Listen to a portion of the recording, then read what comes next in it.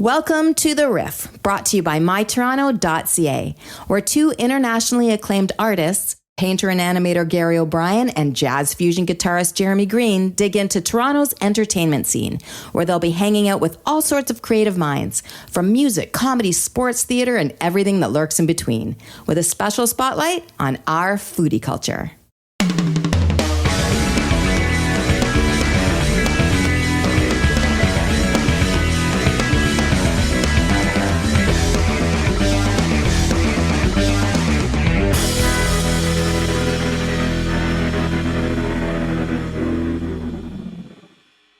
All right, here we are, ladies and gentlemen. Welcome to The Riff. We have another exciting episode, and I do mean exciting. I mean that in the most honest way possible, because we have a great guest today. My name is Gary O'Brien. How are you doing? With me, as always, my co-host, Jeremy Green. Jeremy. Hey, buddy. How's it going? Not bad. You're sporting a nice shirt today. Nice, eh? See? Very timely. Very timely. Yeah, Tonight, the Jays did nice. Canada represented in the World Series. Tariff that. So that's very exciting. The city is electric right now. Everyone's kind of freaking out, and baseball is all over the place. Baseball mad right now. And you can see the lineup down here at the Sky Dome where people are buying their $4,000 seats. It's literally been lined up all week. It's just nonstop. People just doing it, just going for it. Yeah, so amazing. It's been 30 years. It's been 30 years. So yeah, that's a nice overdue. And they were terrible last year, so this is a really weird surprise. Although it kind of bums me out in a little way because I'm not really a baseball fan that much, but I used to be able to get tickets for nothing over there to go see a game last year. Right. And this year I haven't been able to see one. So that's the downside of success, I guess. But anyway, that's enough of that. Give me your story. What you been up to this? Back from vacation just not too long ago. Where'd you go? We went over to Portugal there. It was great. Right. And we went to, I do have to say, we went to this hotel. And it was, believe me, I can't remember the name for the life of me. But anyway, it was a beautiful hotel. And it was brand new, renovated, refurbished. Everything was immaculate, beautiful. But that even included the hotel room. Fantastic, beautiful. But the sheets were brand new. And extra starch. Well, what happened was, like, when you're sleeping at nighttime, the sheets are so brand new. I'm not complaining. It's just that it was, when you're moving around, it takes me a while to fall asleep. I got to toss and turn and move around to get comfortable. Yeah. And every time I move, these sheets are like, I'm like, oh, I can't get to sleep with these sheets, right? Like they're so starchy and stiff, right? Yeah. You know that urban myth thing, or urban legend kind of, where they say Cheese Whiz that you spread on your toast, Cheese Whiz, was one molecule away from being a grocery plastic bag. Yeah. Remember those, like that story? Yeah. These sheets were like one starch molecule away from being like Bristol board. Like sleeping under Melba toast, right? Yeah. And it was, Bristol board, like when you're a kid, you had a science fair project, right? And you had to go to, like, the only place that had Bristol board was like Shoppers Drug Mart. You had Dollaramas back then, right? And then you get there and it's like, every kid in your class has been there to grab the first 25 boards, and now you're left with like neon orange that's Bristol right. board. Now that's your project. With a sticker on the side. So anyway, that's what it was. And I'm just, that's hilarious. Like the frozen, over a frozen line in the wintertime when you hang a shirt up or whatever and you bring it in and smash it on the table. So that was I had sleepless nights. But anyway. And who tucks, like, what's with the tuck? Like, why do they like ram it right under the mattress so that it's so tight that it cuts off your circulation if you're like, I can't stand like that. In the middle of the night you're trying to kick it. I was like, ugh. I have to pull the corners in. It drives me crazy. I got to kick up the blankets. I guess it looks nice, but anyway. So my message for every housekeeping department of every hotel: don't be neon orange Bristol board. That's my public service announcement. Well said. Okay. So what we're going to do, we are going to move on to our guest here, and I'm actually really excited. He's a friend of mine. He's a very interesting guy, and I would like to sort of get talking to him sooner than later. So here we go. Today we are speaking with our celebrated creative leader, producer, consultant, and educator with more than 30 years of experience in animation and media. He has spearheaded major projects for Nelvana, Pipeline Studios, PBS Kids, Nickelodeon, and Netflix, including the SpongeBob feature, Saving Bikini Bottom, the Sandy Cheeks movie. He has produced and directed music videos for Canadian legends Kim Mitchell and Big Sugar, as well as American icon and Rock and Roll Hall of Famer Sammy Hagar, former lead singer of Van Halen. A triple graduate of Sheridan College, Darin holds a first-class honors master degree with a focus on design psychology. He now supports studios in creating content that resonate deeply with audiences. And Darin has also, he teaches at 5 Canadian leading animation programs. He also creates and directs Sammy Hagar's unofficial podcast, which reaches listeners in over 50 countries, celebrating the Red Rocker lifestyle and the spirit of creative passion. I'd like to welcome our guest today, Darin Bristow. How are you? I'm doing great. Thanks for having me, Joe. That is a grocery list of credentials. It there. is a grocery list. Thanks for having me, guys. Wow. And hold on, we got to touch on design psychology. What is that? So like when designers want to like kill themselves, you talk them off the ledge, or what are we talking? That's part of it. That's part. No, I think it's part of educating. So design psychology. So a lot of the shows I worked on were preschool demographic, and preschoolers, because of their cognitive abilities haven't quite developed yet. When you try to, a lot of these projects are $10-15 million. Right. So if you're launching that endeavor that expensive, I realized throughout the process there is a lot of finger crossing. Like I hope this is going to work, or there's a luck component, which kind of triggered me to do a master's. And like, hey, for this, instead of focus testing kids who change their mind every 5 minutes, why don't we just kind of get inside their brains and find out what they really engage with shape-wise, color-wise, style-wise, so we can bake those things in to eliminate luck. Right? It's tough, as you know, Gary, being in animation, launching these projects, cutting through the clutter, as we say, could be difficult, right? Oh, yeah. So instead of trying to leave that to an element of luck or the component of luck that is in the equation, let's remove that completely and try and get these things in there that kind of help it, right? Yeah. So, everybody hopes for a hit. Right. Yes. And if you can kind of maybe a bit more calculated with that, then you can. That's exactly. Predict a hit. You said it better. So it's basically helping make it be more of a calculated risk. I mean, the idea is that for kids shows, it's kind of boils down to like big heads with big eyes and bright colors, right? Yeah. Right. But it's much deeper than that. And we talk, off camera about how deep you can go into the rabbit hole of design and music and. It's amazing. No matter what industry right? it is, there's always some really big thing that's happening behind it. That's something I would have never thought of, but you're absolutely right. Yeah, I guess you got to understand the psychology of children to really get that. Especially with preschoolers, because we have focus testing techniques, but they're not quite reliable because, like I said, you could show 2 different character designs to a kid, ask which one they like better, and they're like, 1 minute it's this one, come back with the same 2, and they're like, this one. Right. Yeah, so it's really, it kind of again, there's so many stakeholders and so much money and time involved. Sure. It's big business. Let's make sure that we're doing everything we can. So that's what I've been kind of doing. I took my master's and been kind of that's cool. Consulting with studios to kind of, behind off the stage sometimes, just to kind of make sure like, hey, maybe you do more of this or do less of that, just to kind of make sure it's engagement, right? Some of the thinking behind some of our favorite projects as, for kids. And that's really interesting as to what's behind all that, right? Yeah.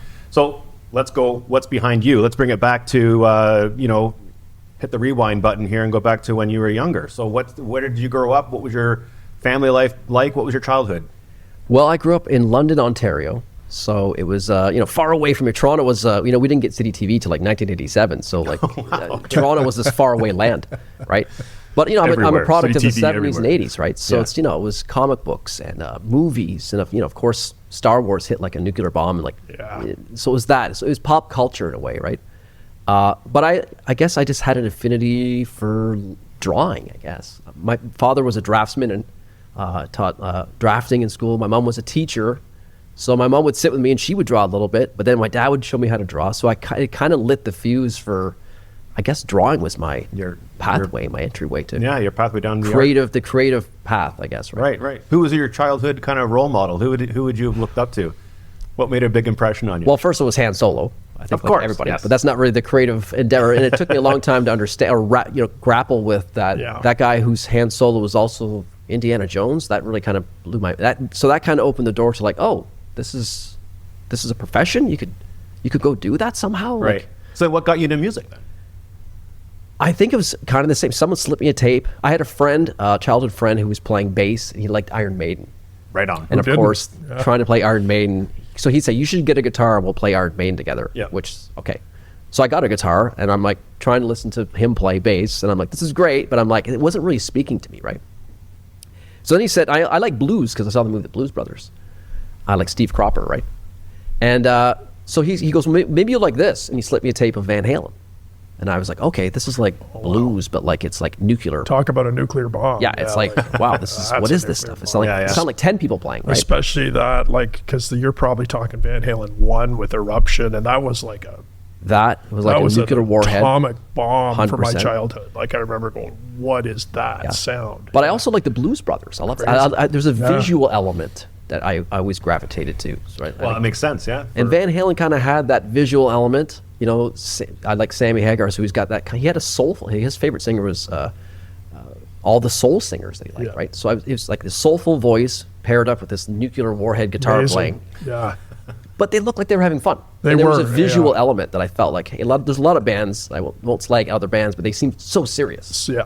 And these guys were running around, It was a party. Yeah. jumping, and I'm like, these guys are like superheroes with no capes. Yeah. So I'm like, so I was on board. It's right? crazy. Yeah. No, hey, I wait, get it. before we get any further, Trace, what is happening here? Yeah, this is a surprise. What's going on here? Well, as you guys were talking, I thought you might want to sip on some of the 2022 Pinot Noir. We won't talk about it anymore until later during the food section, but for now, cheers. Wow. Well, it's okay. This is... All right. All right. Cheers, boys. Now we can Glass, talk man. about my childhood. Oh, Yeah, no. thanks. Cheers. Cheers. As I go with dead air. Okay. Wow. That's amazing. Whoa. That is nice. That is nice. Yeah. Wow. Thank you. Okay. There's a story to that. All but right. We'll get to that. We'll Okay, get to that we'll later. get- Let's we'll get save that let's for get later. back. Let's get back to this. So, okay, so then for music, how do you get into like obviously you spoke to the visual arts kind of thing, but how did that kind of approach go into animation in terms of making things move? So I was lucky enough to be born in a town that had an animation high school. It was a technical school. Oh my God. That's Really? cool. And a lot of actually Disney animators actually went to the school. I did not I know found that. out that much later. But it was on the other side of town.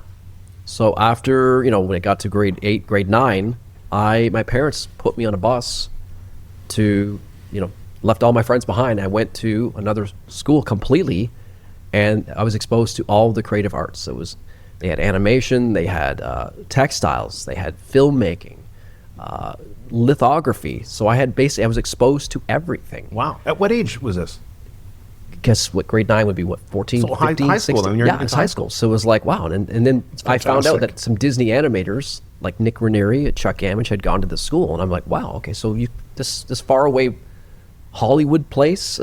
And also to bring it back to Toronto, I was raised on TVO Saturday Night at the Movies with Elway Yost, right? Elway Yost, Oh my God, yeah. Magic yeah. Shadows. Magic Yeah. Shadow. So I'm Yeah. like, so this far away Oh my Toronto God. place. My dad loved Elway Yost, man. It was like And That's far a away very Hollywood, like, uncommon reference. It Holy can smokes. this could actually be a thing, right? Yeah. Because I really not really paid attention. Like I wanted to go run around and play Indiana Jones outside, but my friends wanted to stay inside and draw, and I'm like, okay.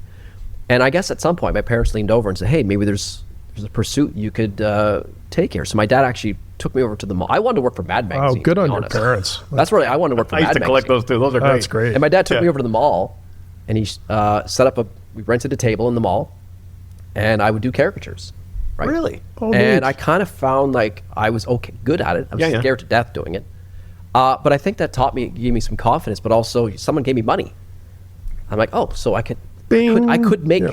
someone's going to pay me I seem to be good at this or have some sort of talent. So that's the first piece of kind of giving you some confidence, like this is something that could be a worthy pursuit. Right? Wow. That's what happened. That's cool. That's a nice sort of way to start your path, though, is like doing the things that you like, but then, hey, there's money involved? Wait a second. Well, You know what I mean? then it became, well, of all the arts I was exposed to, caricatures, where does it fit closest to? Textiles? No. Animation. Oh, okay. Now there's a match. And in just a moment, we'll be right back. Let's get back to the show. Actually, I think I remember this. I think, if my memory serves me correctly, when over at the chorus building, when we had celebrities kind of come in, right? I think I remember correctly here where you would, if whatever celebrity came to town, you would whip up a caricature of them, right? And you would get that signed. You had something to walk in with and say, hey, can you sign this? So that was kind of and the I'm second like, piece. that was a great idea. What a good idea. Great angle to That's come a at good it. idea, yeah. And we talked, off camera before about trying to find an angle or a unique voice. So I mean, maybe not really cognizant of that at the time, but maybe that would be my voice or angle. My unique angle would be caricature. So yeah, every time, I guess my love of music, whenever a band came through Sheridan, like Big Sugar came through there, Yep. or Eddie Van Halen came to Toronto and did a signing at Sam the Record Man. So that was step number 2, a big part. I took a caricature of the band to there. And when I that's cool. presented it to the band, I was 100 miles from where Eddie was signing it. He stands up and goes, who did this? And I'm Wow, like, that's really cool. Yeah. and he's like, you come over here. So I went over and he's like, did you do this? And I'm like, yes. and he said, I want this. Can you send these to me? And I was like gobsmacked. But then I put it together like, hey, this. If he could, if my Did hero, you send that to him?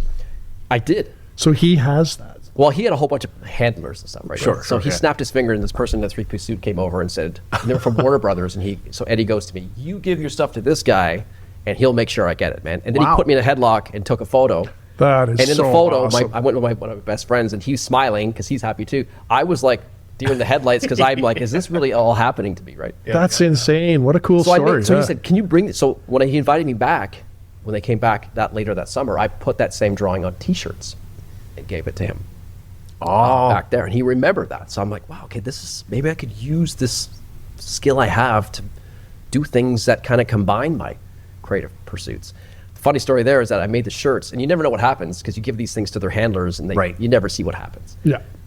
2 weeks ago, I was searching for something about Eddie Van Halen, and I'm looking for something specific about him, and I see him in a shirt, and it's that drawing. No kidding. So almost 3 decades later, I found the answer. That You're he did wear the kidding shirt me. that I had. That is so cool. It was just like, wow. Do you have that picture?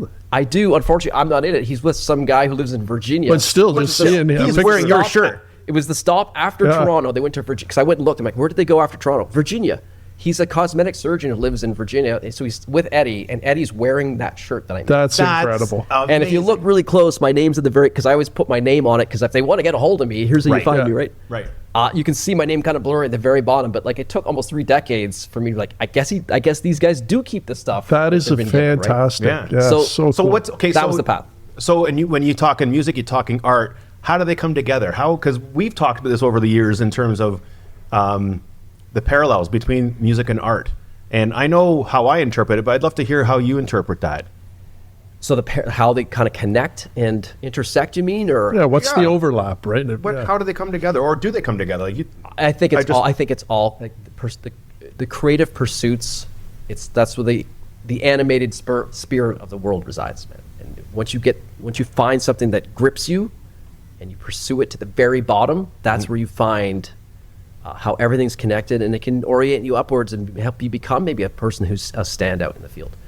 So for me, it was like, it's an expression. Basically, it's just an expression of how you're thinking or how you're feeling or how you interpret something, whether it's through a pen or a paintbrush or a guitar. Yeah. Can I truly capture what's in my head, my heart, and my spirit at that moment, hopefully Very cool. there, and not like, oh, I was close. You're always trying to search for that, like,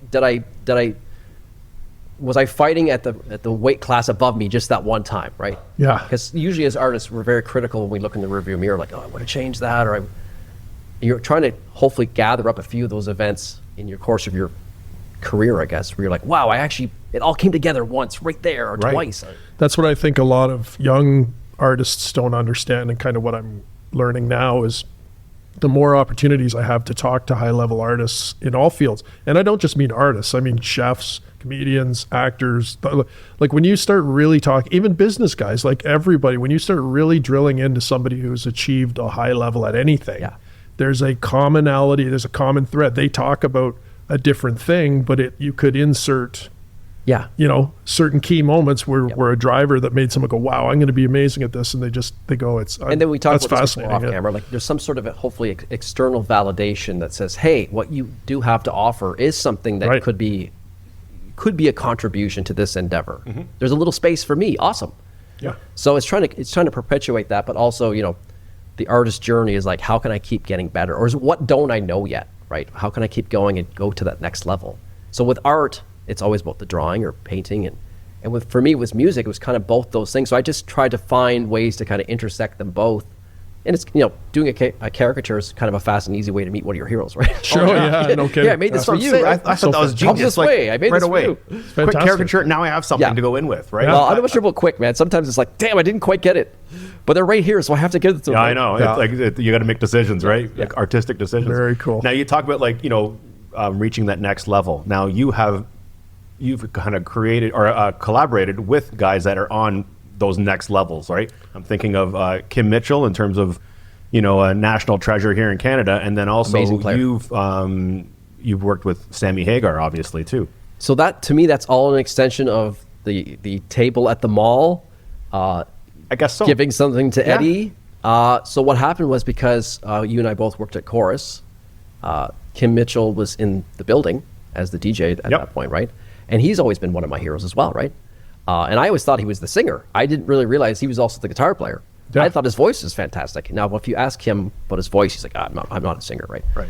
Well, I thought his voice was great. But when I discovered his guitar playing, that was another voice I thought was that gravitated me. So when he's sitting here at Q107 and I'm walking in every day, I'm like, we should be friends.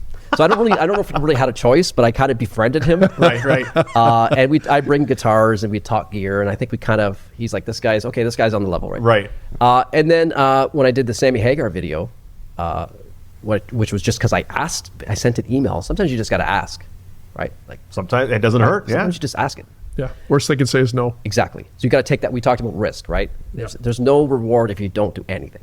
So if I didn't bring that drawing downtown here at Sam the Record Man, nothing would have happened, right? So at least I tried. Anyway, so I saw Kim and he said, hey, I saw that video you did for Sammy. Like, can you do live action as well? What video was it? Yes. What song? What song was that? Well, the first thing he wanted to make like an EPK press kit, electronic press kit video that kind of refreshed his touring, him and his band. He had a new band and like his a promotional thing. Promotional video. Right? So it started with that, right? Because he actually wanted to do animation because he saw the Sammy animated video. And I said, well, look, that came together once in a lifetime very quickly. It just I happened to have an idea and a storyboard. Animation can be very expensive and time consuming. When do you need this thing, right? So there's always a restriction in art, usually, where you have to work to, right? And sometimes that can help. Like, I love demo songs, sometimes better than the polished studio one, right? There's an energy that's captured, right? So he said, I said, what about live action? He said, oh, well, can you do live action? Of course I can. Of course you can. I do that. Yeah. Sometimes it's that, right? Sometimes it's like if noticing an opportunity that might be presented in front of you. I don't recommend lying. I'm not suggesting lie, but I was but if you know you can do it. I think I could figure it out, or at least pull together a team of people that we could work together and figure this out. And so I suggested something live action. So that kind of opened the door to live action. I said, look, nowadays with these digital tools and cameras on phones, like we don't have to spend $500,000. Because I said to him, why haven't you done a video or anything lately? And he's like, oh, it's crazy expensive. And I said, well, look, there's ways we can do this. It'll look like it's expensive, but it won't be expensive. Right. And I think I know how to tread the line so it doesn't come across. I would never put you in a light that would, of course, misrepresent you or tarnish your brand in any way. Don't worry, I got you covered. As a fan, as someone that admires what he does, for sure, you want to shine that light on. So I got you covered, right? So I think he started for him was kind of testing me with this EPK, right? Like, could I film him or capture him in something that looked professional? And if that worked out, maybe it could lead to a video or something, because he was working on another album at the same time, which I didn't know about, right? So that begat, like, hey, you did an okay job on this.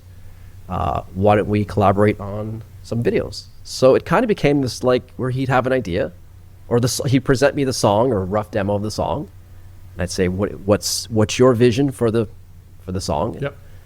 We'd kick it around a little bit, because I like collaborating. I don't like working by myself. I like to collaborate, because I feel like I'm a builder.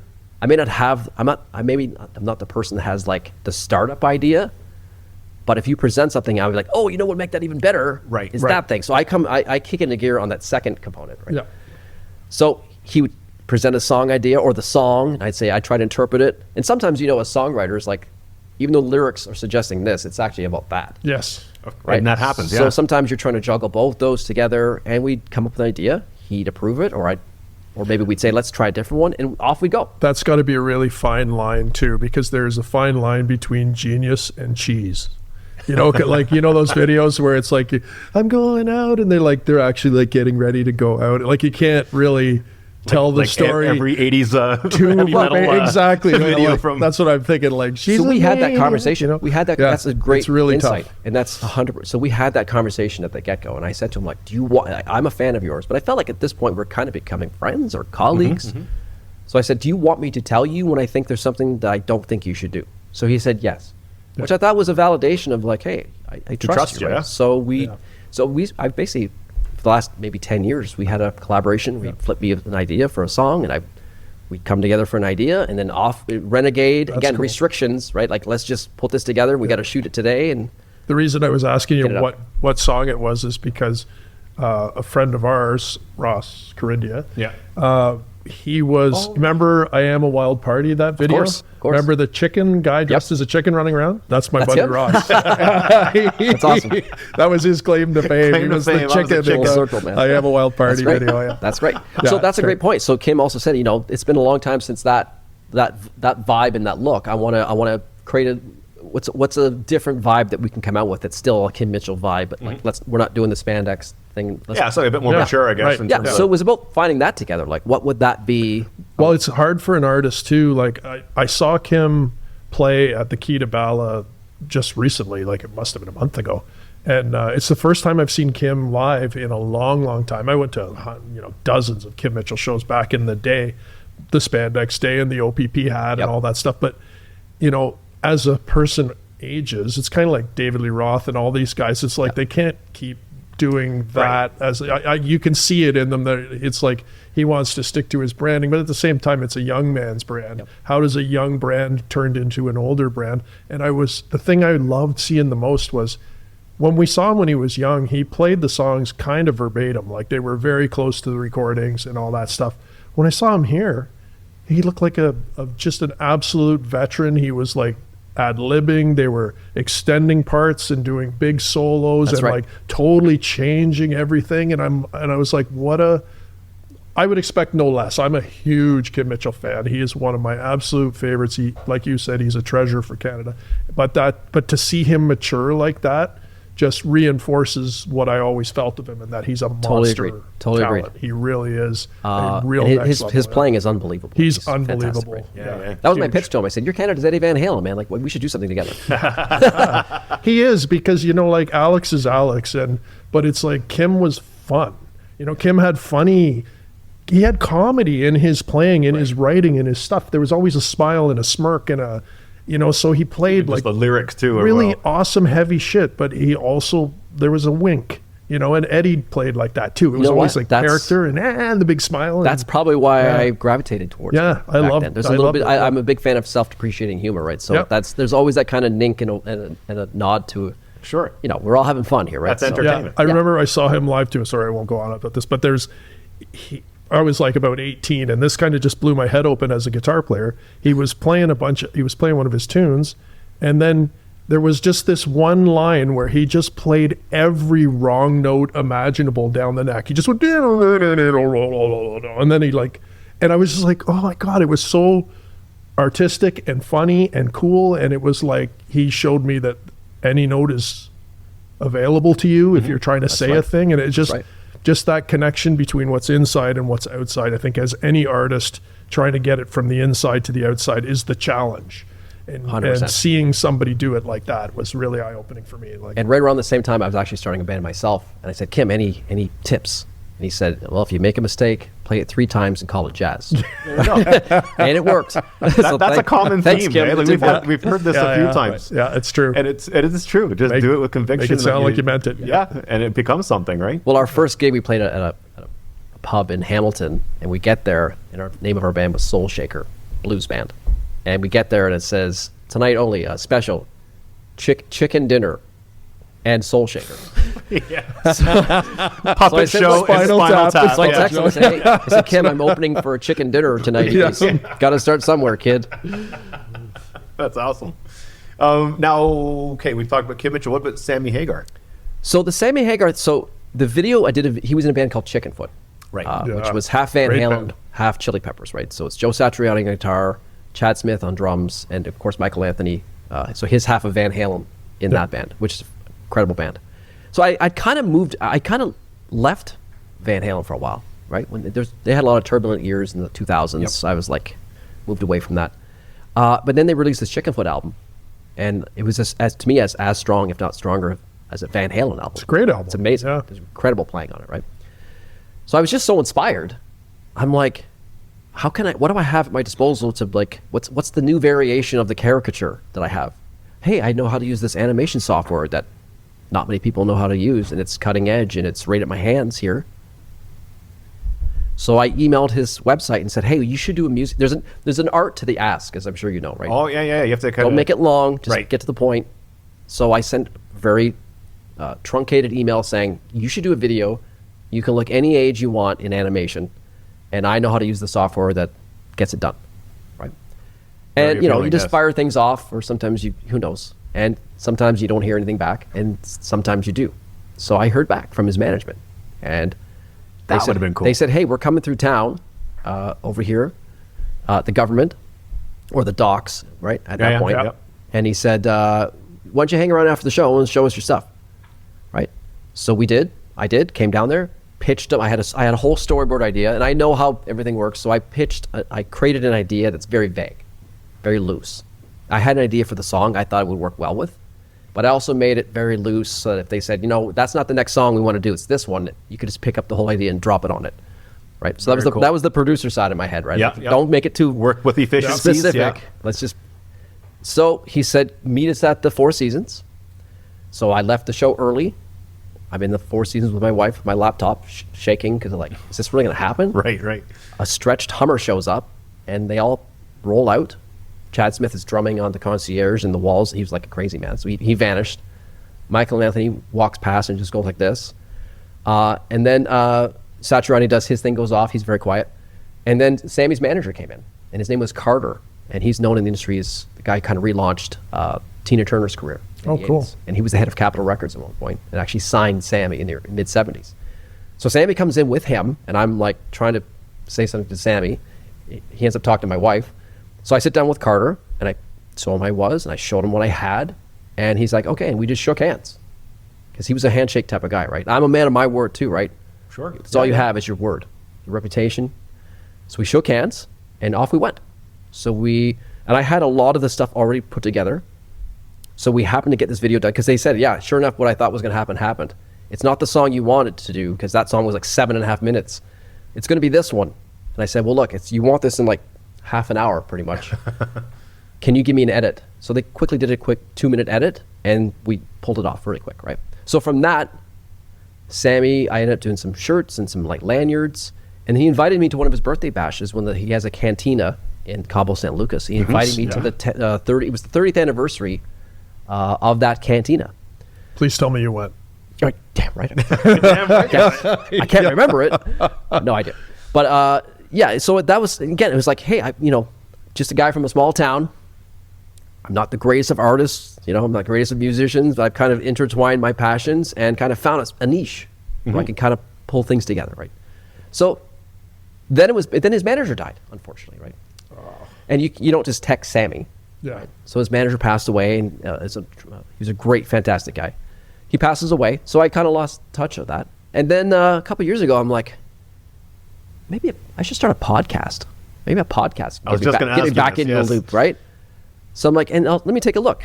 And of course, there's a lot of great Van Halen podcasts, and there's an awesome David Lee Roth podcast. I'm like, hey, wait, there's no Sammy podcast. How can that be, right? So I'm like, okay, here goes the flag.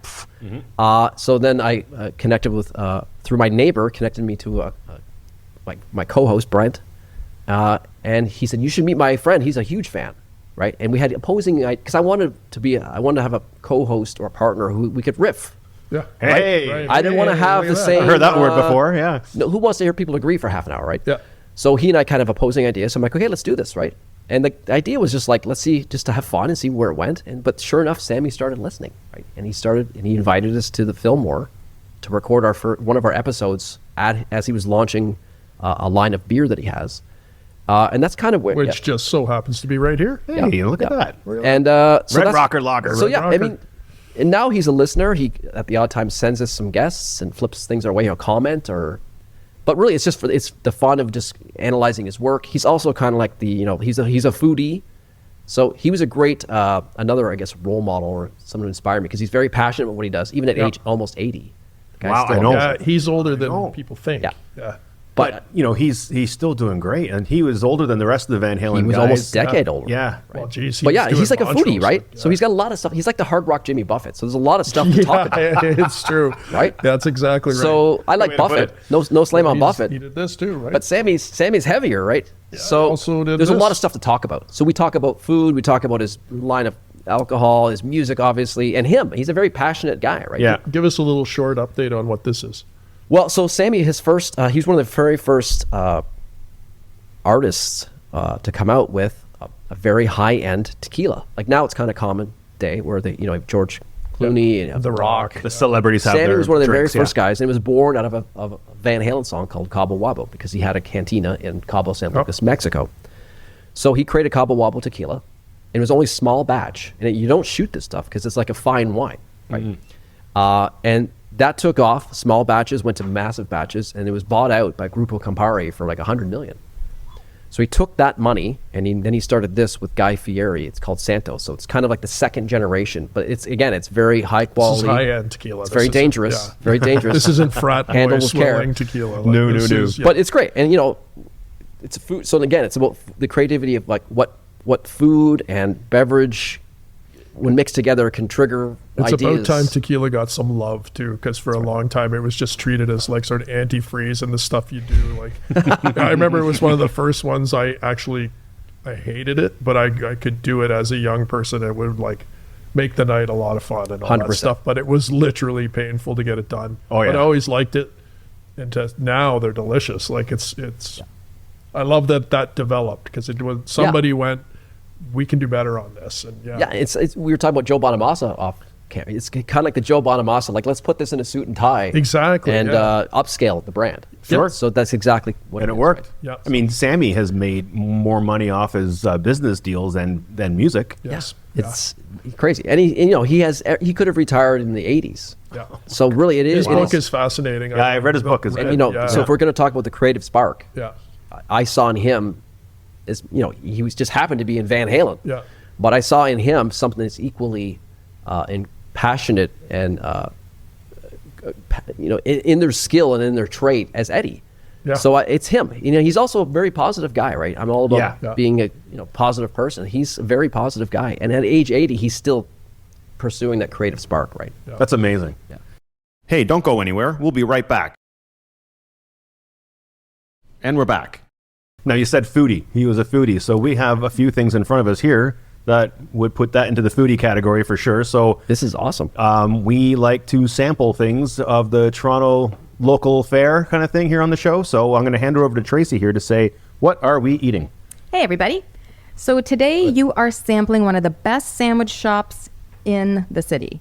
At the table, you've got Porchetta and Company's House Special, which is a hand-carved porchetta, truffle sauce, crackling, Parmesan, grainy mustard, Frank's Red Hot on a toasted sourdough bun.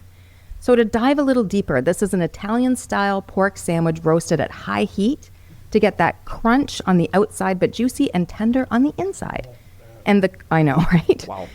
And the crackling, I don't know if you guys have gotten into the crunch of it yet, but the crackling refers to that caramelized, crispy crunch of the pork. Porchetta and Company is tucked inside the Exchange Tower on the concourse lower level at 130 King Street West, along the path in the Marketplace section. That's why locals know all about it, but others may just walk right past. It's literally tucked along the path. And I was talking to a guy in line when I was ordering, and he says he's there 2 to 3 times a week to pick up their OG fried chicken sandwich. So he looked like a bit of an addict, honestly. But yeah, and cheers. I chose Porchetta and Company because I wanted to highlight how the smallest places do get overlooked by people who don't know the city. And I see that you're sipping on your Pinot Noir as well. So why did I choose to serve Pinot? Well, Darin loves his California Pinots, whereas Jeremy swears by New Zealand. And since we can't get Californian wines from the LCBO right now because of, well, he who must not be named, we wanted to go get Darin's opinion on Jeremy's favorite Pinot region. And since Gary's favorite wine is beer, he can offer a whole other perspective. Yeah, when we were in, we went on a big trip around the world, and we ended up in New Zealand. And we're kind of part-time winos, right? So, we went to California and all that stuff, and I loved all that. And so it's amazing. But I never realized really how good New Zealand is at Pinots. Like, when I was down there, they had like Shiraz, I believe, and Pinot, and there was one other that they really specialize in. But yeah, I kind of fell in love with their Pinot This is while I was amazing. down there. This I'm is like, really man, good. So it's New Zealand's my favorite soup. I think, is Oyster Bay New Zealand? Yeah, there's smoked oyster I bay. think it is, Yeah. So yeah. that's a great one as well. I love that one, right? That's awesome. This is amazing. Thank you so The much. pork sandwich reminds me from our Portugal trip. They do like the pork sandwiches there, and I swear to God, they were amazing. And That's incredible. that is on par with any of that. So do you have repeat guests is my question. Why do you want to come Well, back? I'm getting fed. And can I come back again? Porchetta and Co. We get repeat guests. Yeah. There you go.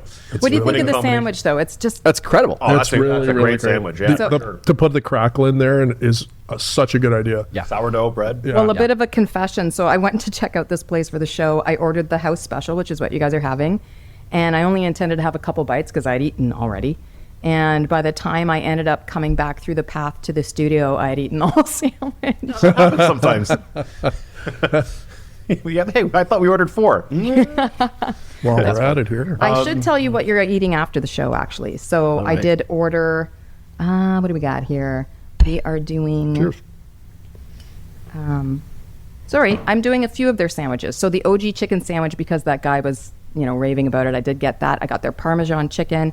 And they also do roasted potatoes, fries, rapini. So we're going to try all of that. And I ordered God. extra truffle sauce because I think that's what kicks it over the top. So Wow. Yeah, I can smell. You got an truffle. appetite, Darren? I hope Yeah. you But do. you're so right. Texture. It's like a painting, right? Like, when you're pairing things, there's certain things that pair to bring out the additional underlying notes. Right. Oh, look at Music. this. Okay, there you go. Oh my God. But Yes. people forget about texture. Right. how is the Pinot with the porchetta? Amazing. Very good. Yeah. That's amazing. Very good. Liking it. But you're so right. New Zealand, right? Yeah.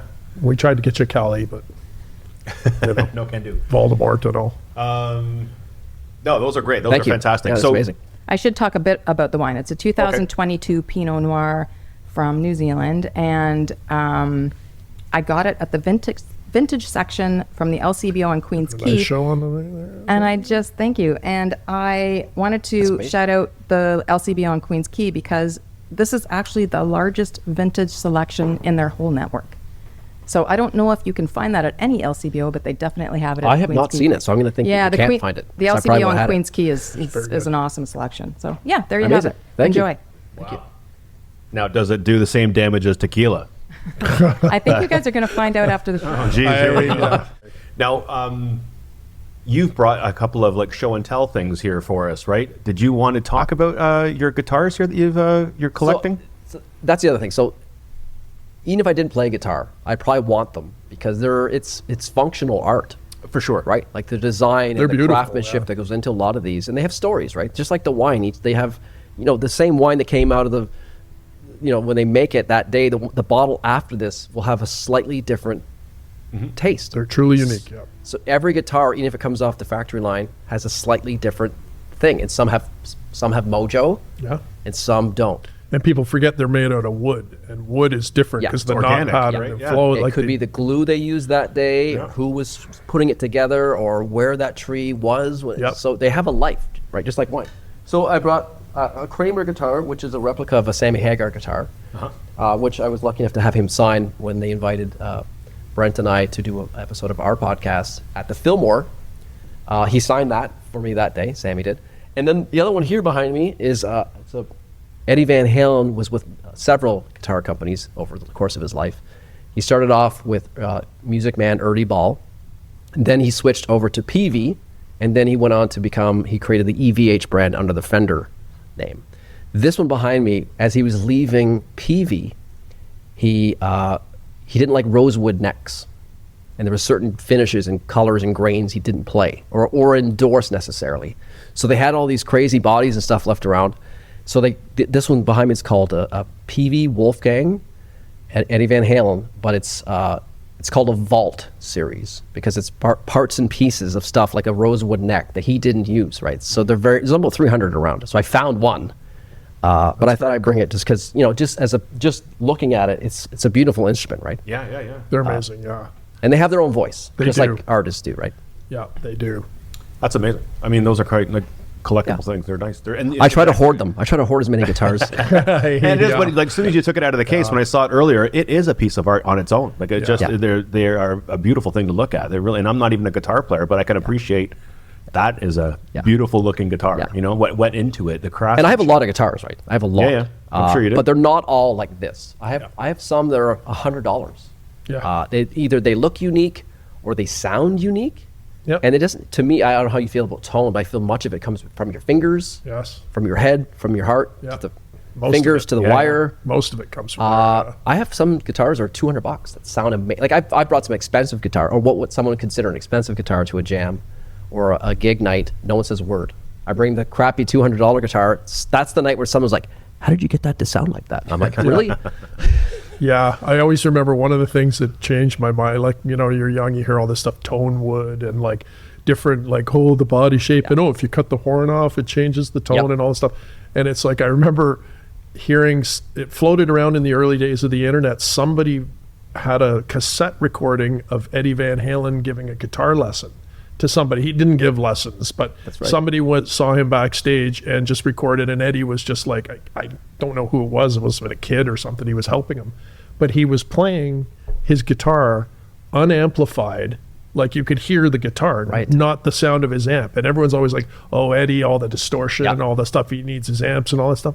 But he's shredding on this like acoustic but electric, and it sounded exactly like Eddie Van Halen. Yeah. Like you could tell instantaneously that that's Eddie Van Halen, and there was no distortion, there was no sound, so it's like his sound came from him, from his hands, from his pick, from the way he attacked it, from the way, like, it kind of really altered how I perceived that whole argument of tone and should I get a better guitar? Do I need to spend a lot of money? What's on my a guitar? voice, right? What's my voice? Right. Gonna be, Like, you're better to just honestly just work on your stuff. Yeah.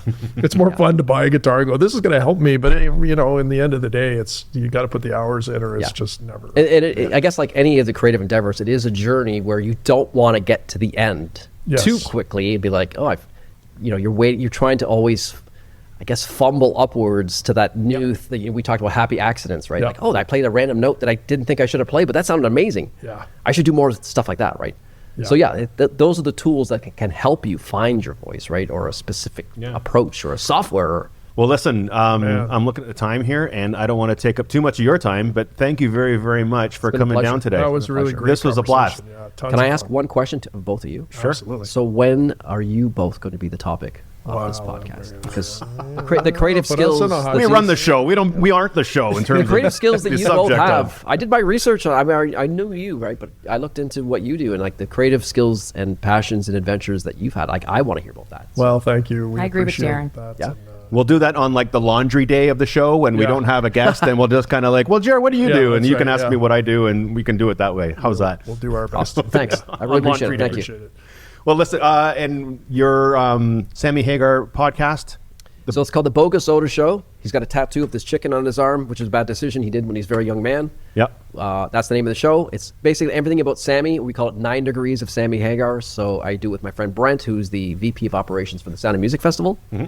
So he and I sorry. Is that Nice. trademark? Ding, ding, ding. If this could be a ding, ding, ding sound effect. We talk about, we talk about food. We talk about Sammy's wines, his tequila, his beer, obviously the music, his life, and then anything that's connected. So anybody he's met, spoke about, worked with, obviously.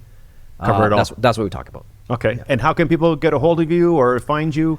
Right now, we have the Bogus Odor Show Facebook page. I usually just do any of my consulting work through my LinkedIn page right now. Yep. I have a business name that I'm just developing to see which one it's going to be. Right. What's the handles on that? You got a Instagram? I do. So the Bogus Odors is Bogus Odor Show. And for me, it's just my name at LinkedIn, right? Okay. So great. Good. Well, listen, awesome. Darin, thank you very much for coming on the show. So it's been great. Thanks for having me. We really appreciate it here at the Riff. Okay, well, go Jays for tonight. I'm looking at your shirt. Go Jays. Let's hope that they can pull it off here and make 30 years, close the gap on 30 years of a World Series. Bring it home, Cito Gaston. Yes. All right. Anything else, Jared? No, that's good All for good. me. We're going to end it there. I'll send it here. Okay, well, that's a goodbye from me. It's a goodbye from him.